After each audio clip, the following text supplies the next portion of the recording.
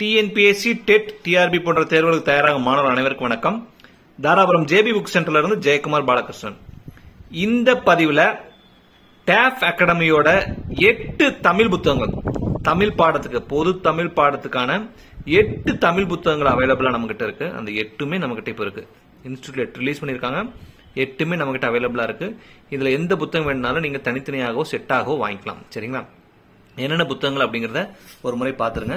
So முதல்ல வந்து அவங்க ரிலீஸ் பண்ண புதிய பாட டெக்ஸ்ட் புக்ல இருந்து அந்த 6, 7, 8 அந்த 3 வகுப்புகளோடைய சேர்த்து ஒரு நோட்ஸ் போட்டிருந்தாங்க, ஒரு புக் மாதிரி. அது வந்து 6, 7, 8க்கு ஒரு புத்தகம், 9, 10க்கு ஒரு புத்தகம். அதுக்கப்புறம் வந்து பாத்தீங்கன்னா 11, 12க்கு செப்பரேட்டா ஒரு புக் போட்டிருந்தாங்க. சோ 6 to 12 பாத்தீங்கன்னா 3 புத்தகங்கள் ரொம்ப டீடைல்டா உங்களுக்கு வந்து இருக்கும். சரிங்களா? சோ இது ஒவ்வொரு புத்தகத்தை பத்தி நம்ம ஏற்கனவே வீடியோஸ் எல்லாம் போட்டிருக்கோம். நிறைய மாணவர்கள் வாங்கிட்டு இருக்கீங்க. அதன் பிறகு பாத்தீங்கன்னா டிஎன்பிஎஸ்சி சிலபஸ் பேஸ் பண்ணி 3 புத்தகங்கள். பகுதி ஆ இலக்கணத்துக்குன்னு ஒரு தனியாக ஒரு புத்தகம், பகுதி ஆ இது செகண்டா, சரிங்களா, அதற்கான இலக்கியத்துக்குன்னு ஒரு புத்தகம், அப்புறம் பகுதி ஈக்காக தமிழ் அறிஞர்களும் தொண்டும். சோ அதுக்குன்னு செப்பரேட்டா ஒரு புக் போட்டிருந்தாங்க. சோ இந்த புத்தகங்கள்லாம் எப்பவும் போல நம்மகிட்ட இருக்கு. அதே போல பாத்தீங்கன்னா பழைய தமிழ் பாடம், பழைய டெக்ஸ்ட் புக் இருக்கு இல்லைங்களா, Tamil book text book. So அதுக்கு வந்து பழைய பாட சமச்சீர் பாட புத்தகம்னு ஒன்னு இருக்கும், 6 to 12 வரைக்கும். சோ அது ஒரு புத்தகம் போட்டிருந்தாங்க.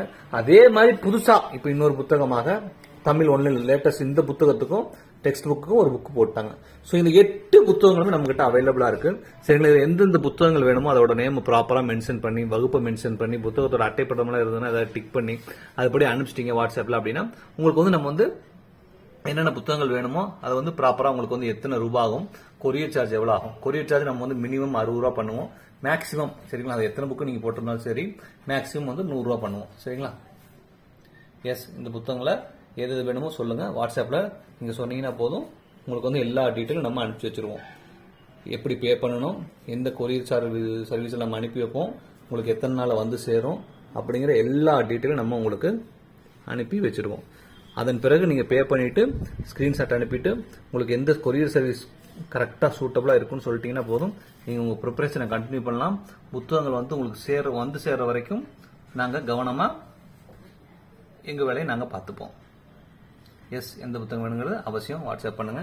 அது போல எப்பவும் போல நம்ம சொல்ற மாதிரி 2 விஷயங்கள். எந்த காரணத்தை கொண்டும் வாட்ஸ்அப்ல நீங்க கால்ஸ் வரவே கூடாது. சரிங்களா? வாட்ஸ்அப்ல நீங்க டெக்ஸ்ட் பண்ணலாம், இல்லாட்டி வாய்ஸ் நோட் பண்ணலாம். அதை தவிர வீடியோ காலோ, வாய்ஸ் காலோ, மிஸ்டு காலோ வாட்ஸ்அப்ல எந்த காரணத்தை கொண்டும் 100% அதெல்லாம் அவாய்ட் பண்ணிடுங்க. வந்துடவே வந்துடாதீங்க. வாட்ஸ்அப்ல கால்ஸ் வந்துட வேண்டாம்.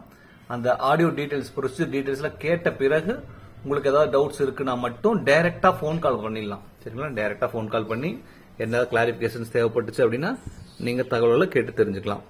பட் அந்த ஆடியோ முழுமையா கேட்டுட்டீங்கன்னா உங்களுக்கு எந்த டவுட்ஸும் வராது. எஸ், உங்களுக்கு என்னென்ன புத்தகங்கள் வேணும் அப்படிங்கறத ப்ராப்பரா மென்ஷன் பண்ணி எடுப்புங்க. புத்தகம் நாங்க உங்களுக்கு அனுப்பி வைக்கிறோம். நன்றி, வணக்கம்.